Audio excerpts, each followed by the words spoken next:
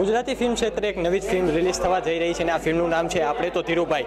ત્યારે આ ફિલ્મના સ્ટારકાસ્ટ આપણી સાથે ખાસ કરીને જોડાયા છે। જીવ રીતે સૌથી પહેલાં તો એ જણાવો કે આ ફિલ્મમાં શું છે ખાસિયત? આ ફિલ્મમાં ખાસિયત છે જાયકા યાજ્ઞિક, જે છૂટાછેડાના તમે ઘણા બધા એપિસોડ્સમાં જોયા હશે, પણ બેઝિકલી આ ફિલ્મની વાર્તા આ ફિલ્મની ખાસિયત છે। આ ફિલ્મની વાર્તા ગુજરાતના દરેક નવજવાનની, દરેક યુવકની વાર્તા છે, મેલ હોય કે ફિમેલ હોય, અને ફિલ્મ જોઈને બધા જ સમજી જશે। આ ફિલ્મની બીજી ખાસિયત એ છે કે આ ફિલ્મ દાદા દાદીથી માંડીને પૌત્ર પૌત્રી સુધી બધા જ એક ભેગા જઈને સિનેમાઘરમાં આનો આનંદ માણી શકશે, એટલે આ ફેમિલી ફિલ્મ છે। આ ફિલ્મની હજી એક ખાસિયત એ છે કે આ એક મોડર્ન અર્બન ગુજરાતી ફિલ્મ છે।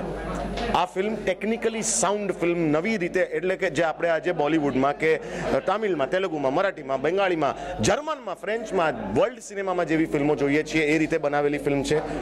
અને આ ફિલ્મ કોમેડી છે, અને ઓફકોર્સ આ ફિલ્મમાં હું છું। આ ફિલ્મમાં આપનો રોલ એક ધીરુ કરીને રાખવામાં આવ્યો છે અને આ ધીરુ ઘણા શોર્ટકટ અપનાવે છે કમાવા માટે, તો એ વિશે શું કહેશો? છે ને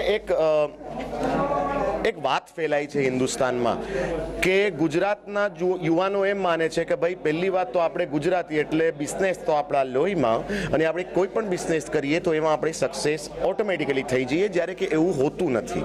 બીજું, ગુજરાતી આપણે છીએ એટલે આપણે એમ માનીએ કે ધીરુભાઈ અંબાણી તો ગુજરાતી હતા યાર, આપણે ધીરુભાઈ અંબાણી બની શકીએ, પણ એ એટલું આસાન નથી। એ ધીરુભાઈ અંબાણી બનવા માટે શું શું કર્યું હતું એ બધું કરવું પડે, અને પ્લસ કિસ્મતે સાથ આપવો પડે। આજે ધીરુ નામનો છોકરો છે ને એમ લાગે છે કે ભાઈ હું તો ચપટી વગાડતા ધીરુભાઈ અંબાણી બની જાઉં, જ્યારે એવું છે નહીં।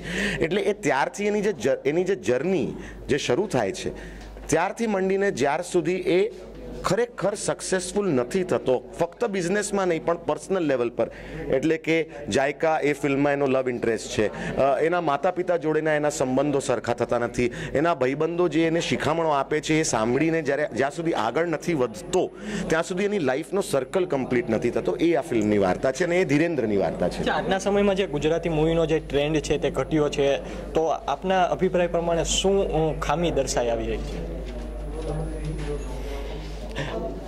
મારા અભિપ્રાય ઓહો કેટલું અલંકારિક ના, મારા અભિપ્રાય પ્રમાણે આપણા ગુજરાતી સિનેમાઓમાં કોન્ટેન્ટની ખામી છે। વાર્તાઓ જે છે નવી બની નથી રહી, બહુ જ ઓછી વાર્તાઓ નવી બની રહી છે, જેમાંથી એક આપણે તો ધીરુભાઈ છીએ। આપણી મેકિંગ સ્ટાઇલ પણ હજી જૂની જ રહી છે, મેકિંગ સ્ટાઇલ નથી બદલાઈ, આપણા બજેટ્સ પણ એ જ રહ્યા છે જે 5 વર્ષ 7 વર્ષ 10 વર્ષ પહેલાં હતા। તો ક્યાંથી લોકો આવે, ક્યાંથી તમને ટેકનિશિયન્સ, રાઇટર્સ, એક્ટર્સ ક્યાંથી મળે? પણ હવે એ વસ્તુ બદલાવા માંડી છે, અને એ જે તમે કીધું ને કે શું ખામી છે, ખામી પુરાવા માંડી છે। અચ્છા જયકા, આ મૂવીમાં આપનો રોલ શું છે? મારો રોલ ધીરુ નામનો જે છોકરો છે એની હું ગર્લફ્રેન્ડ છું। ધીરુને એમ છે કે હું આજે આ બિઝનેસ કરું, કાલે કંઈ બીજો કરીશ, પરમ દિવસે કંઈ ત્રીજો કરીશ, અને હું એની ગર્લફ્રેન્ડ તરીકે એને સમજાવું છું કે ધીરેન્દ્ર આ બરાબર નથી, આ કર, પેલું કર, પણ ઇઝ લાઈક તું છોડ મારા પર, હું છું ને હું બધું સમજાવી લઈશ, હું બધું સંભાળી લઈશ। સો બેઝિકલી એક દરેક ગર્લફ્રેન્ડની જેમ માથું ખાવું એ એનો રોલ છે। અને એ મને સમય નથી આપતા, એટલે સમય આપો, કામ કરો ને સમય આપો, બંને સાથે કરો।